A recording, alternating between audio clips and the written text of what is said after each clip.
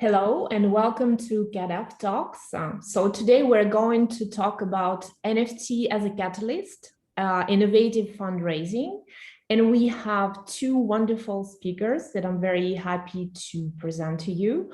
So we have Damjanski, or in French, Damjanski, as he wanted to present himself. He's an artist and he defines himself as an artist living in a browser.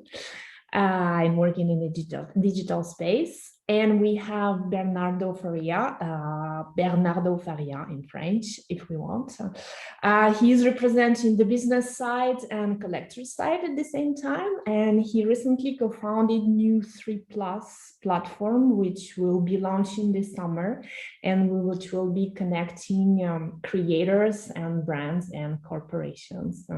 So maybe we could kick it off by presenting yourself in a more detailed way. So Damjanski, if you wanna start. Yeah, sure. Thank you, Masha, for having us, and also thank you, CADAF.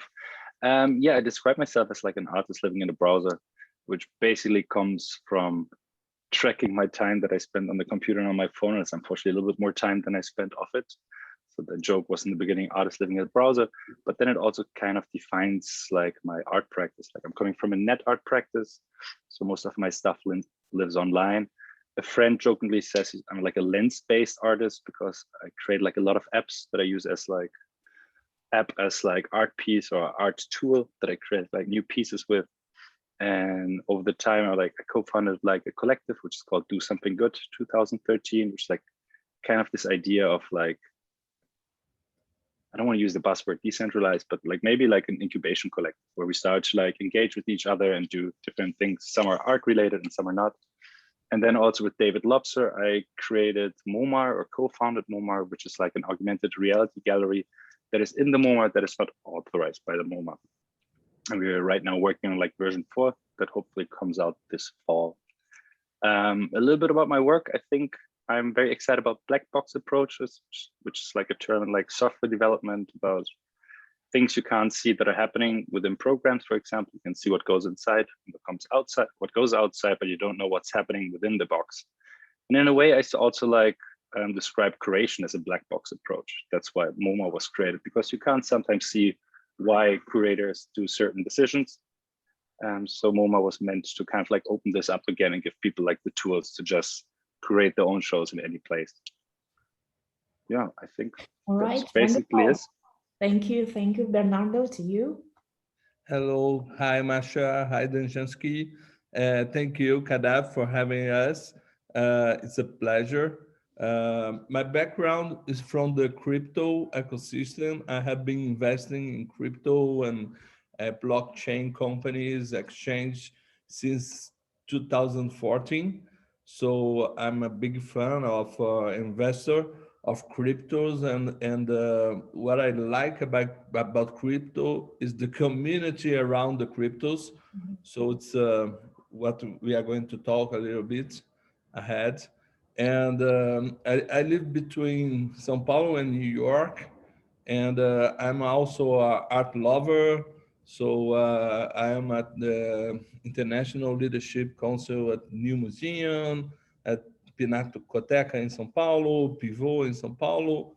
And yeah, last year I launched a residence program in São Paulo for artists. So I spent part of my time talking and with artists and about art. So, and my collector is about connection and is about technology and art, because I understood 15 years ago that technology would change a lot and would impact profoundly in our lives. So I'm super excited about the NFTs. So yeah, I think it's Oh, let's dive into NFTs now straight away. And I forgot to present myself, actually. I'm Masha Maskina. I'm the founder of Maskina Art Ventures, which is a creative art consultancies helping corporations and individuals to build exciting art collections, including digital art, of course. I think we could not ignore that. So yeah, so let's dive in actually into our subject, which is NFTs as a catalyst, innovative fundraising. So the first question would be, what does it actually mean to fundraise in the NFT world? And what does it mean in NFT language actually to fundraise, to do the fundraising? That's a good question. Before we maybe dive into it, I would say that I'm a little bit like a lurker in that space. So I never really created fundraising tools on my own. I used a couple of them, so I can just only tell my subjective perspective on it. But I think there are different ways into it. There's number one, you can have an NFT and basically you mint it. The way you mint it, all the proceeds go to the organization that you would like to support. So 100% of that. So an example in that one is, for example, Edward Snowden had this day free NFT on foundation, and 100% of his proceeds went to freedom of the press. It's for example, one way. And then there's another way that was introduced by Mirror, which is called splits. We can introduce splits. You can say, for example, from the proceeds, X percentage goes to that wallet. So then even on every resale, the person minting it gets the proceeds, and a cut of that goes automatically to that wallet where you would like to donate to. That's another one. Then there are other organizations, for example, Gitcoin, that kind of supports development within the space where people can basically buy themselves into, or buy, I think there's the Gitcoin coin now. Then there's, I think, Mint Fund, and Mint Fund tries to support diverse artists who can't afford to mint because gas fees are from time to time quite high. So people send them some Ethereum, and they, with that Ethereum, help other artists who never minted before to create their first NFT. And then another way that I saw is also social tokens. There's one called Pup, or Pupper, that is a token that people can buy and probably speculate on if they want to. But 50% of that value, 50% of that value goes to different organizations. So they created a token on its own where foundation or fundraising is a core part of it. Right. And so what is the advantage actually of doing it through NFTs versus the traditional way of doing this? So, okay, thank you. Sorry. I think that as I am a Brazilian, so Brazil is a little bit far away from everything, right? So it's super hard to support, to find artists globally. And I think this new way to raise or to support artists, NFTs, it's a way to build a community around an artist or around a museum or a curator. So I do believe that, as I said, the community around the NFTs or the tokens are super important, because now we can, when a new technology is arising, we cannot see all the opportunities that is coming, that are coming. So I think that we have to be open for the narrative of the NFTs. And as Damjanski told about, I love the DAO, the decentralized autonomous organization that. Can you tell us what it is actually exactly, and how does it work? Yeah, I think Damjanski can explain better than me. Let's try it. I think a DAO is probably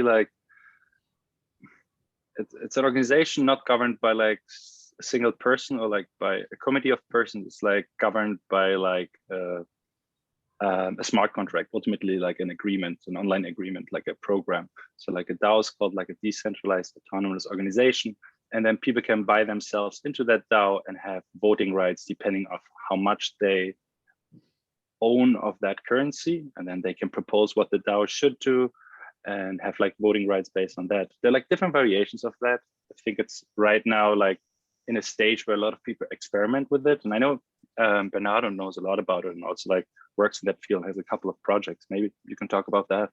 Yeah, like maybe a couple of examples actually would be great for DAO. Yeah. I think I think the most important example about DAO is the DAO that bought the Edward Snowden NFT. So for me, it's super interesting that you can support, at the same time, you can support a cause or idea with your tribe, with your community, or globally. And also maybe you can make money because you can send your token, your DAO token, and if it rises, you can make money or you can lose money, whatever.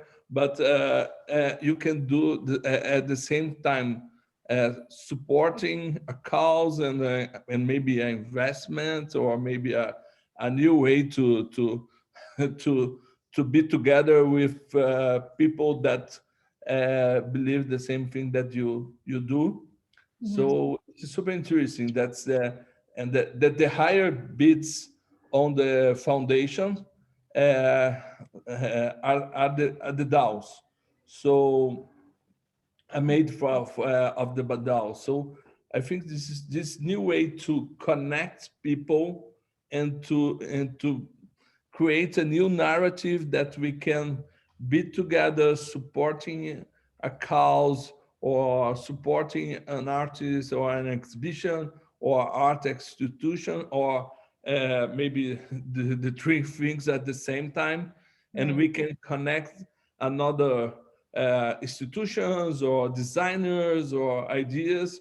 It's super, I think it's a kind of that we are going to enhance the collaboration between people around the world. So I think this is the huge opportunity that we are seeing now. Yeah, so this is where the technology is getting there as also as a catalyst, connecting, like you said, the communities at the global level, at the global village, if we may say. And so what about art? Let's talk about art more specifically, like how art can benefit from this way of fundraising. So as I said, I think that this new way to fundraise is it brings a new way to connect people. So I'm developing with my company NutriPlus and my business partner Sabine a project to support an artist. He's launching an exhibition in Basel with a super important institution. So we are connecting the curator, the institutions, the artists and collectors around the world that would like to support the exhibition, and they can buy the token, the NFTs to support the exhibition, and it's a kind of art collection as well. We know that we saw I and Damjanski, we have been talking a lot about this new way to collect. So I think this is a new way to collect. There is a new era of collectors and digital artists. So it's super. I think it's a new whole world that is coming. Is coming, right? So, but then just a quick question, follow-up question, like if I'm a collector who wants to support, so I need to get also into the NFT platforms, right? I need to be interested in that. So I need to be the part of the new generation of collectors in a way, right? In order to get it and in order to get into the right mindset. Yeah, I think so. I would like to like throw something in the mix, which is like basically collecting, but it's also like purchasing an NFT. in a way, I most of the time use the word support, because like you kind of like become like part of this group who's like supporting this one artist, and almost any NFT holder of that artist, they kind of like share the same interests and get like a different access to the artist. So I think by buying an NFT, you almost like get more access and become part of this group who like believe in this one artist. So that's also kind of a way to fund an artist, I would say. All right, yes, that's right. And so what about the art institutions? What role, what position they can or should play in this ecosystem? How do you see that? I think this is a really good question, and I think that we are like I think for the big institutions, right? The big arts corporations or institutions, maybe they are a little bit scared and they are more old-fashioned. So to jump into this new world is a little bit hard. But I think it's a huge opportunity for the middle and the small art institutions, that they can raise money in another way, connect uh, another collectors or people that would like to support a new idea.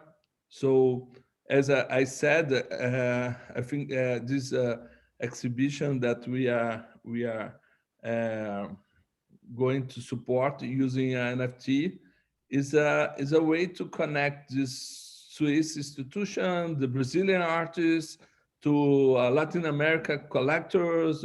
So a new kind of collectors that they are not used to connect, right?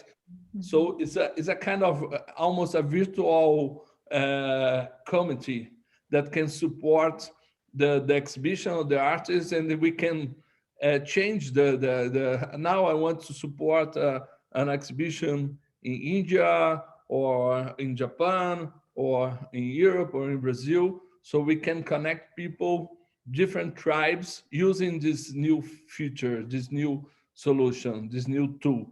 So what I love this is this new way to connect people, right? Because when the money becomes data and becomes creativity, it's just an explosion of opportunity, right? You expand the universe.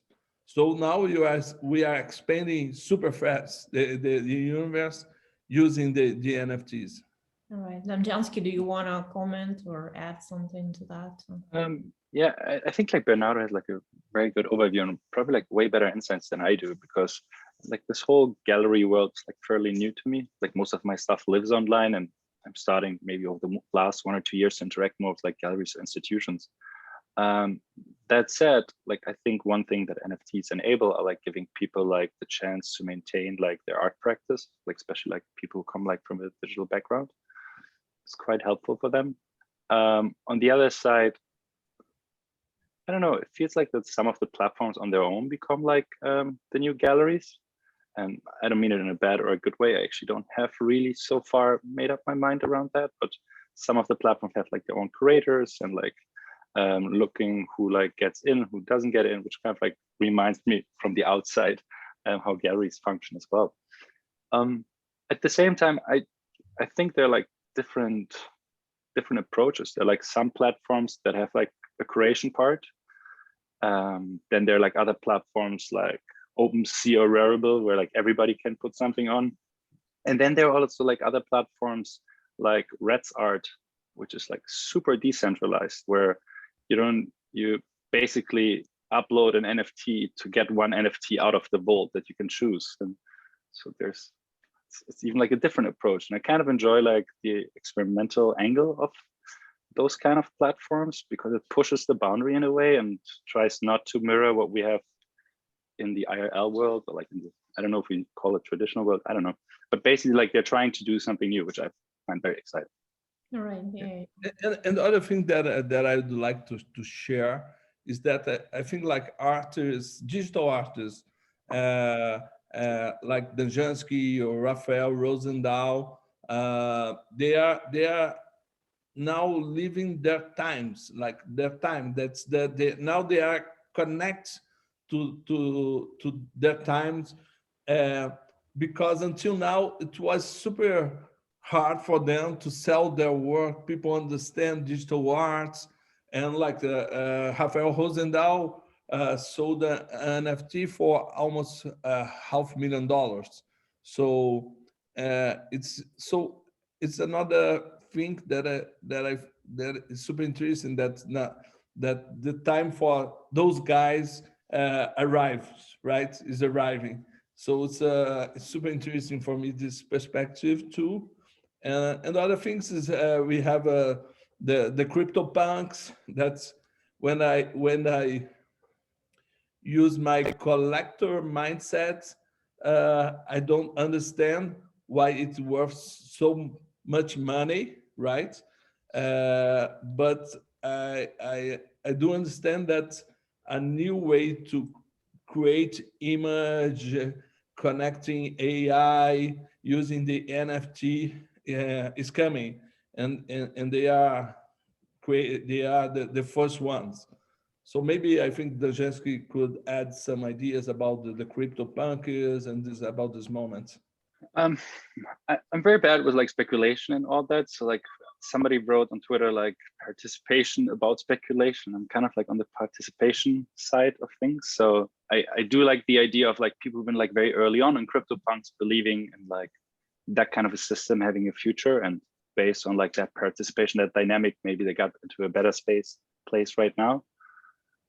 About Rafael Rosendahl, I love his work, and I also think in 2012 or 2013 he set up like a contract to sell websites, which was like way ahead of his time. And the beauty of it was also he made it open source, so people can use it for their websites. And so I think he was ahead of his time, and right now is in a very nice spot and totally deserves it.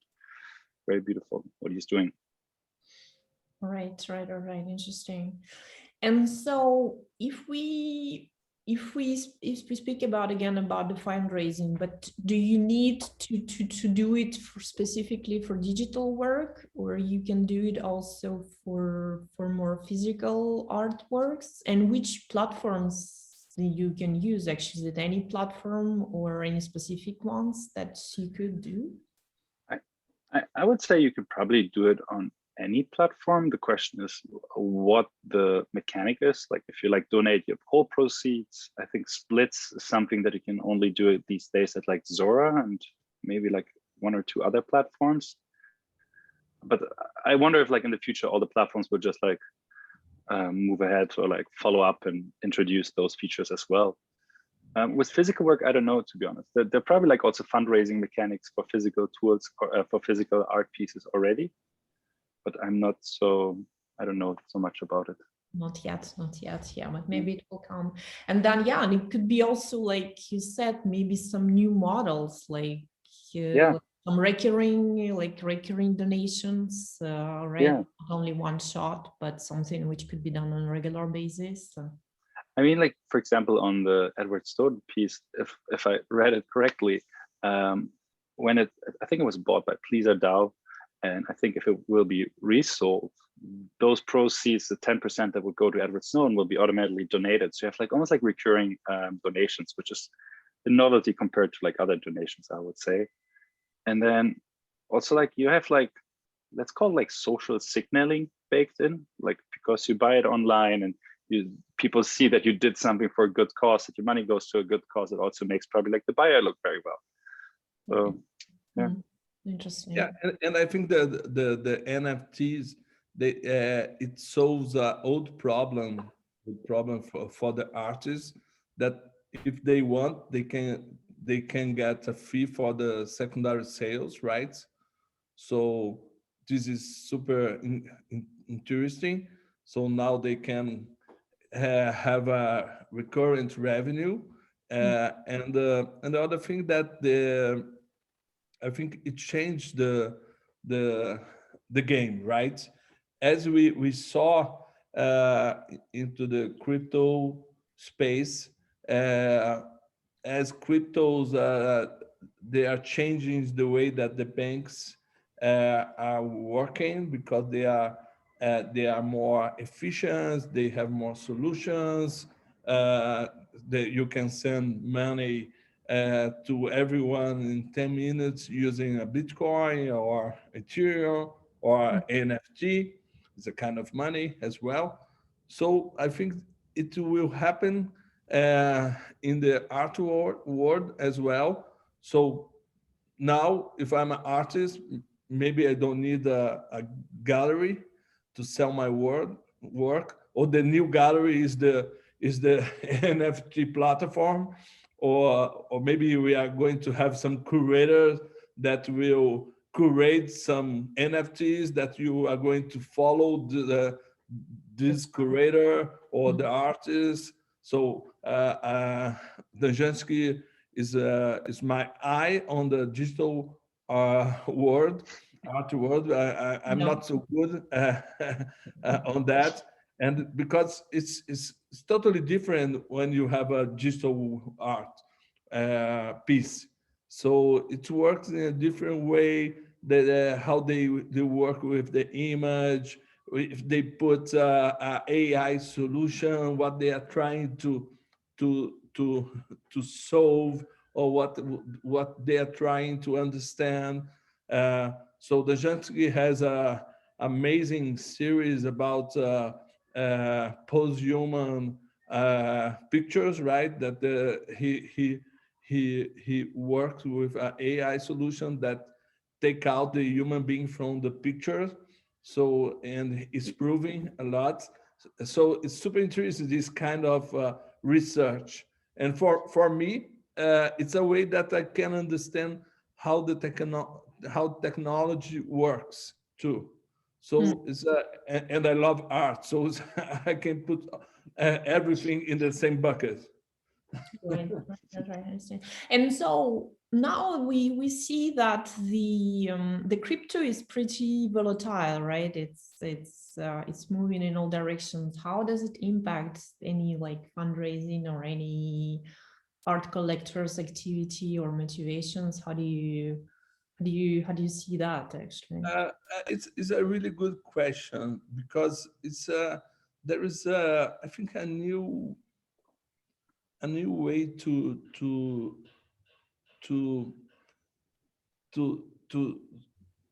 how can I say, a new way to understand money. Okay, that like when the Damjanski sells his work, he sells for 1 Ethereum, and that's okay. And when I buy an NFT, I will use my Ethereum. So that I think for everyone that is in this system, the money, the currency is the Ethereum. Mm. So the volatility, it doesn't. Okay, you care, but uh, at the end, it's a 1 Ethereum that you are going to spend, and it's 1 Ethereum that he will receive it. So it's a kind of weird, but it's a kind of a new currency. So it's super interesting, this kind of thing that I would love to hear the Damjanski perspective as well, because as I have been investing in crypto since 2014, I know the volatility, and I understand the volatility is part of the process when you have a kind of investment that makes 100x, right? Right. But Mm. I would love to hear an artist's perspective about it. Yeah, it's an interesting question. It's like I think like kind of like blockchain and art is kind of like or anything that's built on the blockchain. It's kind of like a Janus head. It has like two heads, like the Greek mythology. It's like on the one side it's like financial head, on the other side, let's say it's the art head. And those conversations are a little bit like, I wouldn't say weird, but like interesting for like an artist, or like for myself, let's put it this way, because I enjoy to talk about art, and then people talk about values. They start talking about like 10x and 12x, and it's like kind of in that moment I'm a little bit like, that's why I would say like participation about like speculation. At the same time, there are like a lot of questions that like people talk about. Is like, does Ethereum equals Ethereum. So you basically count that as like a currency, or other people say like, oh, Ethereum, but you count it in like dollars, depending on if like the dollars are lower or higher. So I think there are a lot of conversations that I don't have an answer to, but I can see it's like a big topic. I don't know. As much as I enjoyed the whole space, and I think it's kind of like anti-authority in a way. That's how crypto was born, and all those like manifestos that were written in the beginning. And I think it's like very punk for people to like just go on their own and do their own things right now. And I think people would probably like enjoy that a lot. But it also comes with those hurdles of people starting to promote themselves on Twitter. Like now my whole Twitter feed is full of people saying my NFT is here, which on the one side is great because I see way more art. But then also people like talking a lot about value artists, and maybe that makes sense, but at the same time, I enjoy more the conversation about like art on its own outside of the value perspective. Sure, I understand. But we can imagine that could be, in a way, a deal breaker, like we were talking about the art institutions, right, who are more conservative around that. And that it may be like an additional barrier for people and to enter into that space, to have trust and to go and put, like, since we're talking about the fundraising, and put their funds into it, right? But like for the fundraising part, I don't know, maybe I simplify it too much, but I think like any money that's given to like fundraise something is already good. So if like the value is volatile, maybe it's like one day it's 5,000, next day it's 2,000. Hey, you still have like 2,000 more than you had before. Okay, so like just for the cost, that's actually, I think I would just simply look at that. Obviously, if I would like to support something, or if I have something that I support, I would like to have like the maximum value, but that's outside of the hands, or of my hands. They're like probably like ways of going after stable coins and then using your currency, getting into stable coins so you can like kind of keep that value. But that's probably something where like Barnardo knows way more than I do. Barnardo, you want to comment on this? Yeah, as I said, I think like for the small and middle art institution is a huge opportunity. Maybe they are more willing to take risks, or so okay, let's accept Ethereum. That's nice, and we can make more money to support our institutions. So for maybe MoMA, I think it's a little bit complicated that they want dollars to support MoMA's budgets. But for sure, I can envision a MoMA coin to engage people, to support exhibitions. It makes sense for my mind. But I'm also like more about the MoMA coin. So Damjanski, every year he launched his MoMA exhibition at MoMA. So I think for him it makes more sense for this kind of movement that he hacks the museum, the structure of the MoMA, and he launched every year exhibition at MoMA. Yeah. So do you want to tell us, Damjanski, more about this? Yeah, sure. I mean, like that project started 3 years ago with a good friend of mine and also like a collaborator, David Lobser. And like the conversation was around, like, I like the MoMA Museum a lot. I think when I came to New York the first time, I saw Marina Abramovic there, and having like a Yugoslavian background, I was already like, yay, I like this museum. But I think at the same time, like all the art that surrounds us and that we like really into and that we engage with, at least for David and me, we're like more digital, and most of that stuff wasn't really in that museum. I think they got like 2 years ago a Jody piece finally, and Jody is wonderful. And so we've been talking about it. We're like, interesting. What if we like, how can we get that stuff in there? And so the idea of MoMA was born in augmented reality and taking over like a room and using like paintings as markers. And you can see it through the app or through the phone. At the same time, we also like set up the system that is kind of open source. So anybody can use it and take over any space they want to.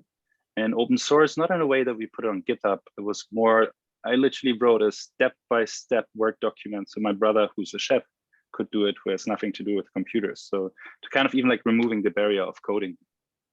And yeah, and we started, I think 3 years ago, And we had 3 exhibitions so far, 2 group shows, 1 solo show, and in fall is like number 4 is coming.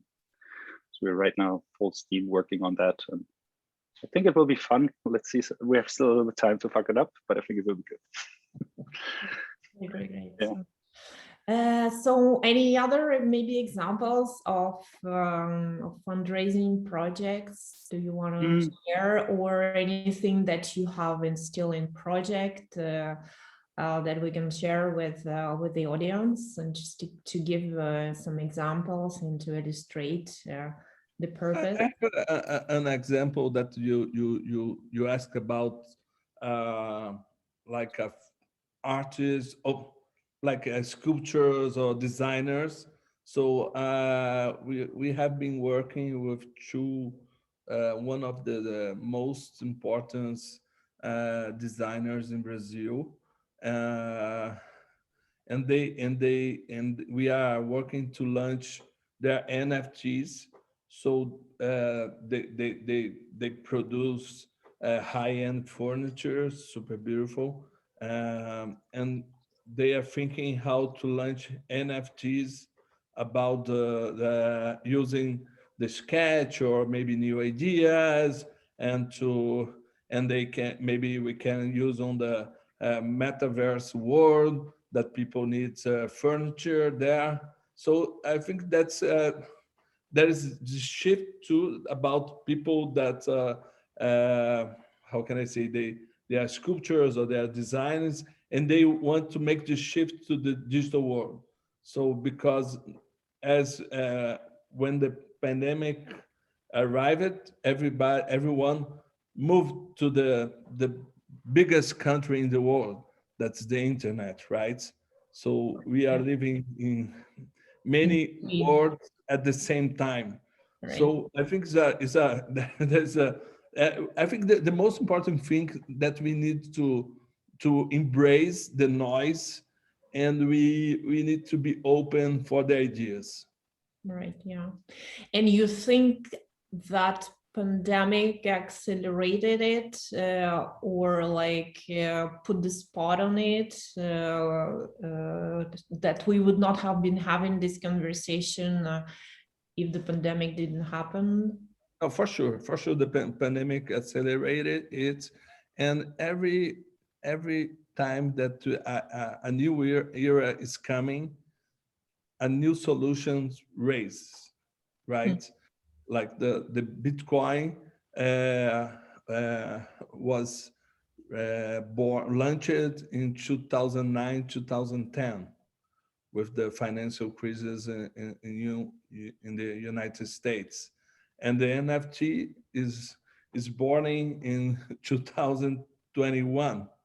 So when we see this, when we see a study about a shift, when the new era is coming, is the most interesting time to observe what is changing. And for sure, I think that's is a really hard time, right? We lost our friends, our parents, relatives, but it's a super interesting time. I'm super excited about what is coming. I'm super happy to live in these times, because we need to learn new skills, and there is a new world to build. All right. Damjanski, you want to comment? Yeah, Bernardo, can you talk about the project with Pedro that you're working on? Yes. We are, so this we are working with Brazilian artist Pedro Viers. He's based in Zurich, and he's launching his exhibition in Basel at Kunsthalle next year. And he's a sculptor. He's not a digital artist, but he, since 1 year ago, he was aiming to make some digital works. So now we are launching, working to launch an NFT to support Pedro's exhibition at the Kuzhalen. So we are connecting, and Pedro has been living in Europe since long time ago. So this NFT will connect Pedro again to the Brazilian collectors, to Latin America collectors. Will connect Kuzhalen to a new group of collectors and a new way to support an exhibition, and we are thinking new ways to support to give a fee to Kuzhalen so they can have a recurrent revenue, and so that's amazing that we can do it now. And we can give this opportunity to Pedro, and Pedro can connect new people to support him. Yeah. So two questions then. First, how did you manage then to convince this art institution, which is a large one? So what made them shift to a new reality, to new normal that maybe could also be used with others? I don't know. Yeah. I cannot tell you. It's my secret sauce. It's your secret sauce? Okay. A lot of cachaça. Okay. Yeah. We need to meet for that, yeah. Cachaça, yes. And caipirinha. Yeah, that's good. Yeah, and actually it's not digital work, it's a physical work, but it's just using the new way. So this is great.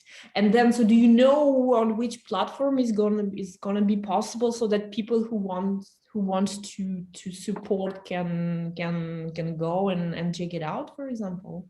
That's a good question. We are still studying about the platforms, but because even like a foundation and the other ones, I think for the collectors, it's not easy to manage the whole stuff, right? They have to buy the Ethereum, and they have to connect the MetaMask on the foundation. So I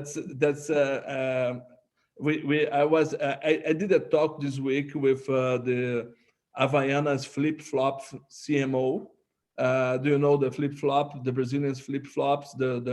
So it's a globally brand, and they launched a digital Havaianas flip-flop on foundation. Oh, wow. And so it's they sold a few ones. For sure, the most expensive flip-flop in the world was they sold for $1,000.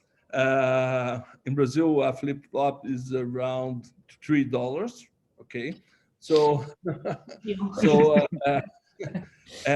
but the guys are super hard to connect, to buy the Ethereum, to connect the MetaMask.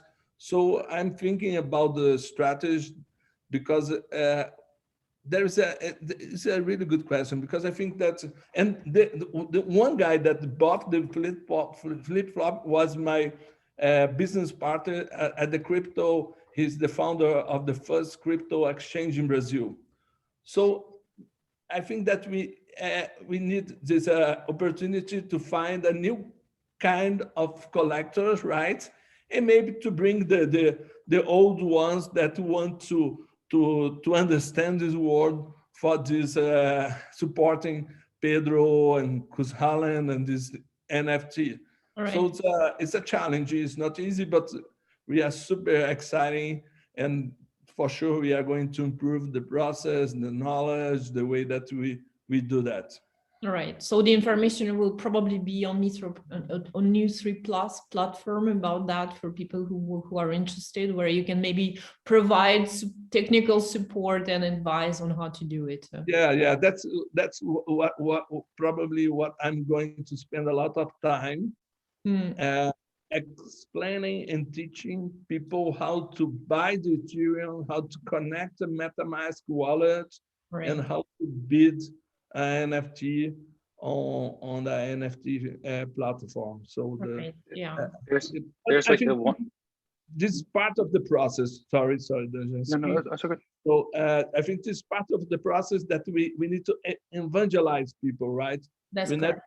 we need to bring people to our table and show that, oh, it's not so hard, it's easier, it's easy, that you can connect, is a new way to connect people, to support, to learn, to connect to a really cool curator, Elena Filipovic, and you are a Brazilian artist, Rainforest. So it's super cool, but it's not easy. For sure, it's not easy. Yeah, there's a long way. Yeah, Damjanski wanted to comment or to add something. Oh yeah, there's like also a beauty to the clunkiness right now, right? It filters out so far the mainstream, and like people who really just go through the hoops are there. Just I think in the beginning a fun part, and then at a certain point it will be easier. More people get in. There's one group that I'm a part of, which is called like Friends with Benefits, and it's like a tokenized community, and they're like wonderful. It's almost like once you like get those tokens, you get access to like a private Discord. But they, for example, they created now a video that is literally like a step-by-step how to go through the whole ecosystem from, let's say, buying at Coinbase, or when you're like in Germany at Kraken or whatever those things are, then like downloading a wallet to your browser, sending it over, and then connect that with the websites and all that. And it's not as easy. The video is probably like 6 minutes long, but like when you see it how it's done, then it's like very easy to get through. But it's still kind of like describes what kind of stage we are. Right. Yeah. Interesting. There was one thing that I wanted to point out. There was like this wonderful initiative this weekend, and it's called like Hackathon. I hope I pronounce it correctly. There's like on the Tezos chain or Tez chain, there's an NFT platform called Hackathon, or some people just shortcut it as like Hen. And they basically did like a community-driven hackathon, where it was amazing how many people they got together to do things there. And they had like this really great ecosystem just in a Google Doc, where like then people can put in like things that they would like to see to happen or propose other solutions. And then other people who were maybe not that technical, they donated like NFTs to the Hackathon account so they can sell it. And with that money, basically like pay the developers who did something, or like the designers or the UX designers. And what happened in that community was very, very beautiful. It's like so many people worked on it from all over the world, and everybody kind of was trying to just push the whole thing further. And I think that's something that like Barnardo was also talking about, like the community having something around what you're doing. If it's a platform, if it's art or whatever, is very key these days.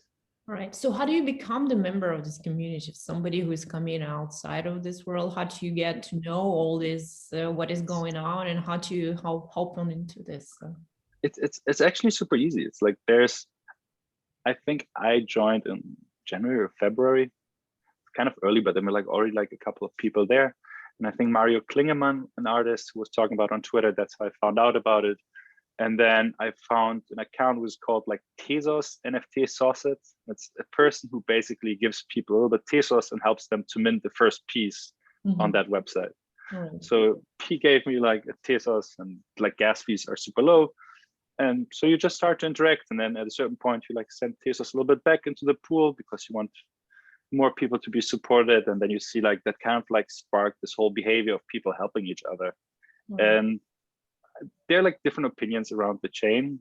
Like I don't know if I'm like the biggest believer in the chain, but I really enjoy the community and what they're doing and how they're interacting with each other. And I think like Hackathon on this weekend is like a great example of, if you have like a lot of people who care about something and all work decentralized together, that amazing work can be done.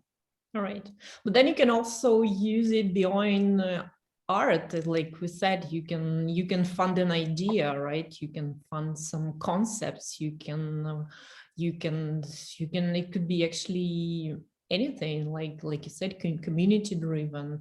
And a lot of people now are asking questions about for example, the climate change or equality. There are like the whole bunch of questions which are sitting in our backend. So so basically it could be also great for that purposes, right? So yeah, there was an artist on Foundation, I think his name is Sterling Crispin, who basically the NFT was a description of what he would like to do. And if somebody basically bought it, then that funded the production of the piece that he wanted to create and then sent that to the person. I think it's very experimental. I don't know, like with like physical pieces, it's like way harder to ship, and it's not as easy as like a digital piece where you just transfer it. But it's a very interesting way to use it. So I think it's a nice phase where people can try different things and see what they enjoy and what kind of like fits their art practice. And then how about for something for profit? Like if I'm doing fundraising for startups, or I don't know, maybe Barnardo wants to fund his platform, for example. Is it also a way to go? Yeah, I think there are like really interesting ways happening. And like, for example, back yesterday, a book which is called Impossible, or I never know how to like talk about the cash sign in the beginning, but it's Impossible. It's like a book, Conversations on AI. And it has like really, really great writers. It has like Benjamin Breton, Matt Dryhouse, Holly Hurden, Helen Hester, and sorry for all the other ones that I probably forget. But they put it out as a fund on Mirror, and people can basically buy into it and get a little bit like an Impossible coin, which is connected to like the value of the book and the value it creates maybe in the future. But it's like people can help them to like fund this book before it was already written. So it buys them time to not maybe have a job or have to do certain things to like pay the rent. And they get like, with that money, they can fund that time to like write the book, which I think it's very, very beautiful. It feels a little bit like Kickstarter, but like the biggest difference is it's A, decentralized, and B, you're just not supporting, you also become a part of it. So it has, again, like this community aspect, and somebody would say you can also speculate on it, which I think participation is more important. Saying it the third time, sorry. But so I think there are like very interesting things happening these days in that space. Yeah. Amazing, amazing. Bernardo, do you want to comment or add something? I think like the crypto tokens and NFTs, crypto, for me, it's freedom, okay? Because I don't need to keep it at the bank. I can move to anywhere. I can sell to anyone. So for me, it's super interesting. This that I don't have to as a Brazilian. Now it's easier, but in the past it was super hard to move money abroad. You have to send a contract to the central bank, the Brazilian central bank. So they want to control your money. Where is your money? But it's my money. So we have another countries with the same issues like Russia and China. So it's a so when you see crypto, I think crypto is freedom, is a freedom to create, to make investments. And but for me, what I think is super important is the community around the token, what you can learn. So who you want to connect with. So this, I think the process for me is super important. When I was in the 2014, 15, traveling around the world, we always met people in Hong Kong, in Jerusalem, and in New York, in Paris, to talk about Bitcoin, what is coming. And now I think we are living the same moods, the same movements with NFTs. So and that's amazing that we can live in this era that we can connect people in diversity. For me, diversity brings more fun, more information, things that I don't know, right? This is true, yeah. So, but then what about regulations? Because we're speaking now about great concepts and ideas, etc. Because there could be also like some bad guys out there, right? Who would maybe like to do some weird funding and stuff like this. How do you regulate that? How do you prevent that? Is there currently a way, or we'll just need to advance in time to figure things out? There always have bad guys around everywhere, right? So on Wall Street, on the in Brazil, in Russia, in New York. So we need to learn how to deal with that, and like around the communities, around people, connecting the right person, the people that can help you to dive into this new ecosystem. But I think it's more transparent. It's more easy to understand, that you can see the connections. You can see who's buying what. So for me, it's more transparent. It's not more shade. Right, it's transparency, freedom, and openness and interconnection actually between in the world, right? For connections that you would not have had made maybe in a real physical world. I'm saying, yeah. And I would Technology always brings new opportunities and new challenges, right? That's right. Yeah. I would also add to the mix like ownership.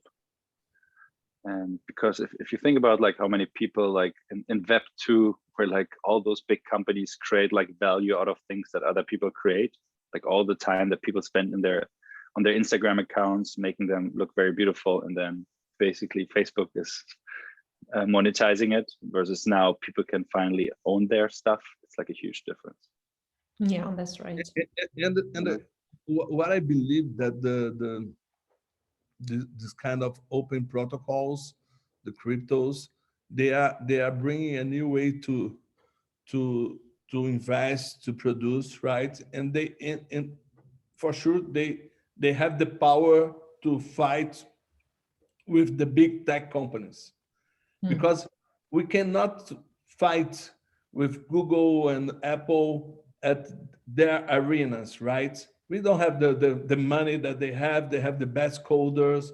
But when you have an open source solution that we have a 200,000-300,000 coders coding on Ethereum, and they have Ethereum, so they have the benefits and to improve the solution.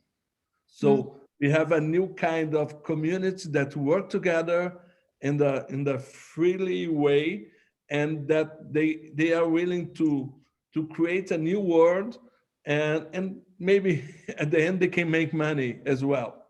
Yeah, that would be good. Yeah.